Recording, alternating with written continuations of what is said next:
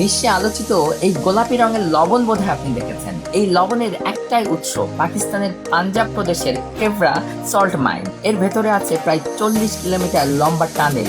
ইতিহাস বলে খ্রিস্টপূর্ব 326 সালে আলেকজান্ডার দি গ্রেটের সৈন্যরা এটি প্রথম আবিষ্কার করে। তাদের ঘোড়াগুলো পাথর চেটে খেতে শুরু করলে সৈন্যরা বুঝতে পারে এটি আসলে লবণ। এরপর থেকে স্থানীয়রা এই লবণ ব্যবহার করতে শুরু করে। আজকের দিনে সারা বিশ্বে পাকিস্তানের এই লবণের বিপুল চাহিদা রয়েছে। চিকিৎসকেরা এই সল্ট ব্যবহার কথা বলেন কারণ এতে আছে 84টি খনিজ উপাদান। এর আয়রন অক্সাইড দেয় গোলাপি রং।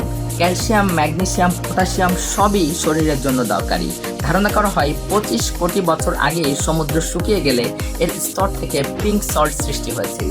এই খনিতে রুম অ্যান্ড পিলার মেথড ব্যবহার করা হয়, অর্থাৎ একটি অংশ কেটে লবণ তোলা হয় আর কিছু অংশ খুঁটির মতো রেখে দেওয়া হয় যাতে খনি ভেঙে মাথার উপর না পড়ে। এই খনিতে 600 মিলিয়ন টন লবণ মজুদ আছে, যা চলতে পারে আরো কয়েকশো বছর। শুধু রান্নার টেবিলে নয়, এই লবণ দিয়ে বানানো হয় lamp, decoration piece, spa product. অনেকে বিশ্বাস করেন এই লবণ নেগেটিভ আয়ন ছেড়ে বাতাস বিশুদ্ধ করে, মানসিক শান্তি আনে।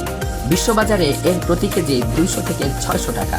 দর্শক, আপনার বাড়িতে এই লবণের ব্যবহার আছে কি?